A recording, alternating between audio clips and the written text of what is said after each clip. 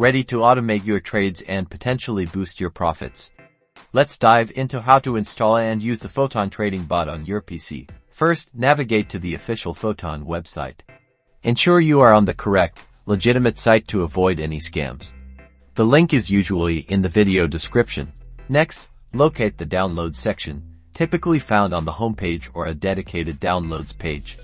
Click the download button corresponding to your operating system, usually Windows or macOS.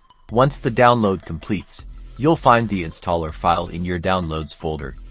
Double-click the file to begin the installation process. Follow the on-screen prompts of the installation wizard. This usually involves accepting the license agreement, choosing an installation directory. The default is generally fine, and clicking install. Be sure to read each prompt carefully. After installation, launch the Photon application. You'll be presented with a login screen. Enter your registered email and password. If you don't have an account, you'll need to create one on the Photon website. Now that you're logged in, you'll see the main Photon interface. Here, you can connect your Exchange API keys, select trading pairs, and customize the bot settings to match your trading strategy.